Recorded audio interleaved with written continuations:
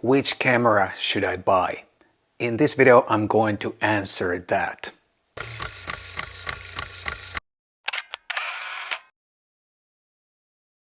Hi guys, my name is Matti Sulanto and I'm a photographer.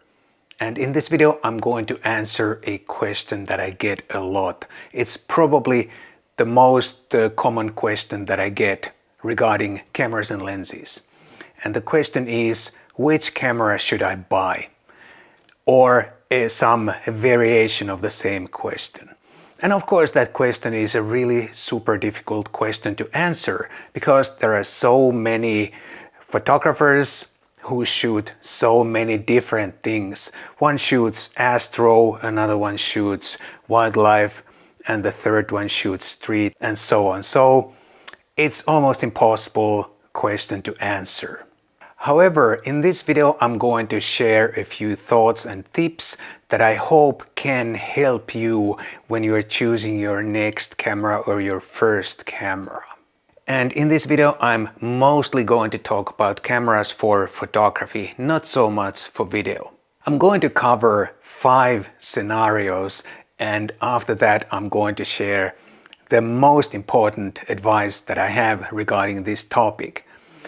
Please also remember that these are my opinions, my personal opinions, and not everyone has to agree, and someone else might share some totally different tips on how to choose a camera. And as a matter of fact, I'd like to hear your opinion too in the comments down below after you have watched this video.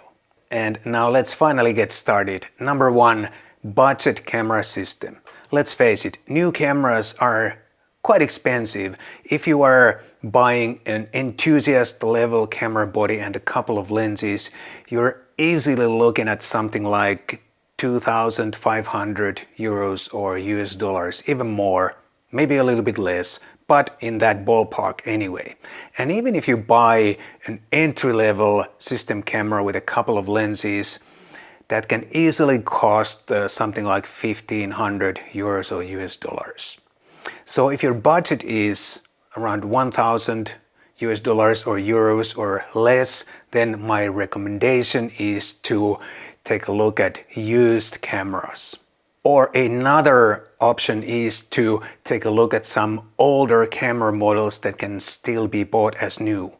Those cameras can be maybe 5 years old models or even older, but they can still be bought as new, and some of those can be real bargains and still a very good cameras even by modern standards. And of course there are so many used cameras and lenses around that you can certainly find a system for every budget. People sometimes trade in cameras or lenses that are barely used just because they want to have another system or more modern camera body or whatever. Every time you buy a used camera or a used lens, make sure everything works and take a few test pictures if possible. And also if you buy a little bit more expensive used gear, always buy from a camera store, because then it's so much easier to return the gear if you later at home realize that there is something wrong after all. Of course, if you're buying something really inexpensive, like a camera body for 100 or less maybe, then it's not, of course, that big of a deal if you later find out that there's something wrong with the camera body. But in any case, it is a real bummer and disappointment if you later find out that something is wrong with your new used camera or lens. So always make sure that everything works and buy from a camera store if possible. Number 2, a portable camera system. Okay, what is portable? That is, of course, a personal opinion or personal matter. However, if you want the smallest possible camera system, it has to be micro four thirds. That is also the easiest for a beginner, mostly because you don't have to worry about the depth of field so much as you would have to with a bigger sensor. You can pretty much use it like you would use your camera phone, but you can still have much better results and you have so much more control over the outcome. But if you want the best possible image quality and compact size, then you have to go for full frame. If you choose your camera body and your lenses carefully, you can still have a relatively compact setup, especially if you don't need long telephoto lenses. There is a lot of denial that the big sensor image quality is not any better than a small sensor image quality, but trust me, it is better whether you like it or not. But of course, not everyone needs that better image quality. And that's why it's really nice that we have different cameras and different sensor sizes to choose from.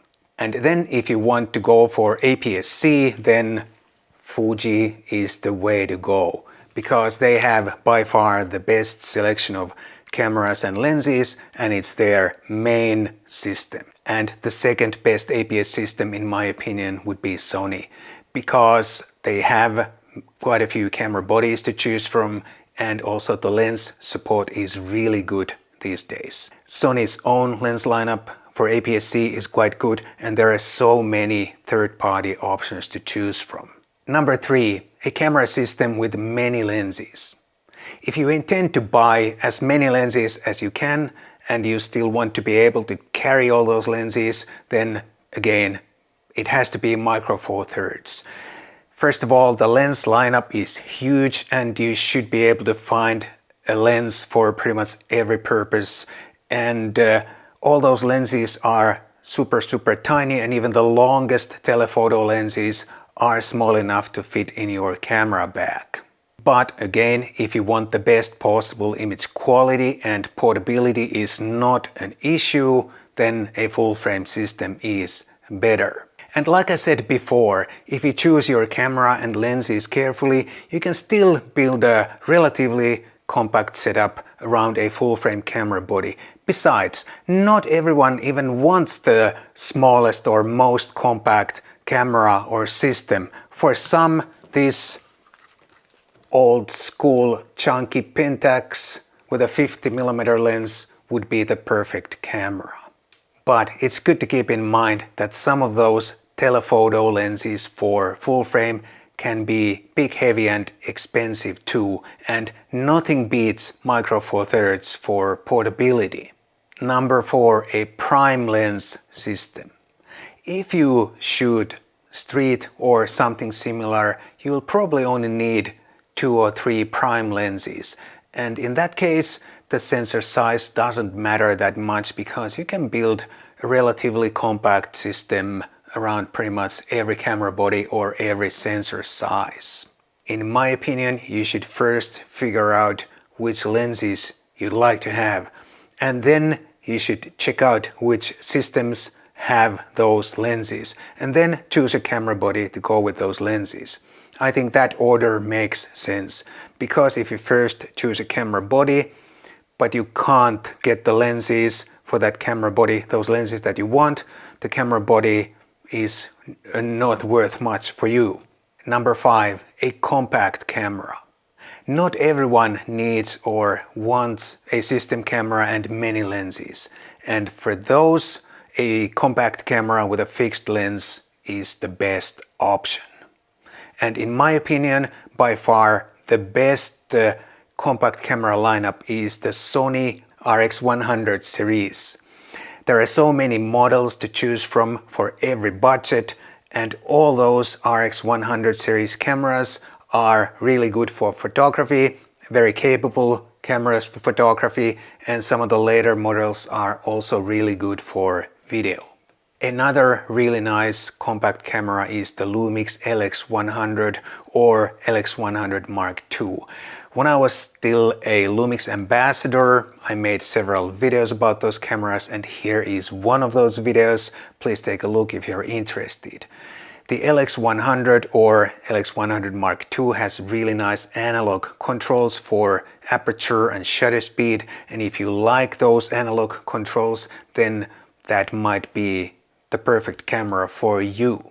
My favorite compact camera currently is the Ricoh GR3 and GR3X, or actually these are 2 separate cameras. Some people consider these expensive, and to be honest, These are not cheap cameras, but I would not call them expensive either. It is, after all, a very nice combination of a super sharp lens and a very well thought out camera body in a super tiny package, perfect for travel and street photography if you don't need a zoom lens. And if you think the GR3 is way too expensive, get a used GR2. It is also a really nice camera and almost as capable as the GR3. Number 6, the most important advice. We all like certain brands more than other brands. And usually there is no good reason for that. It is an opinion or some sort of emotional thing. And my advice is to buy a camera from a manufacturer that you have positive feelings for. Because if you later find out that your relatively new camera has some unexpected shortcomings, it's much easier to accept those shortcomings if you generally like the camera or the camera brand. If you buy a camera that, for example, I recommended, and you only bought it because I recommended it even though you did not like the camera, but you thought that my advice is a good advice and you decided to buy the camera anyway, and then you found out some shortcomings, you're going to hate the camera even more, and on top of that you're going to hate me too. So buy a camera that you like, just make sure it has all the basic features that you need. And here's one more extra bonus tip for you.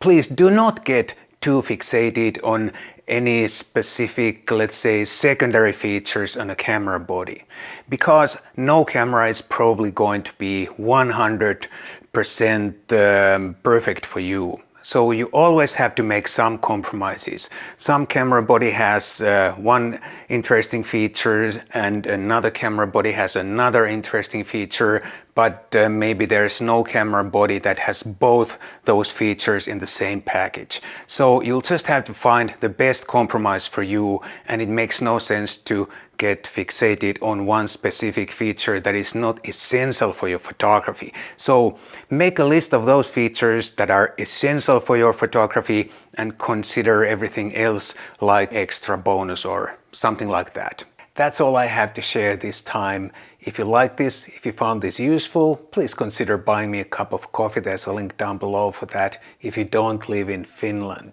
And also please like and subscribe if you haven't done that already, and also please do leave your thoughts in the comments down below. Thank you so much, and I'll see you in the next video.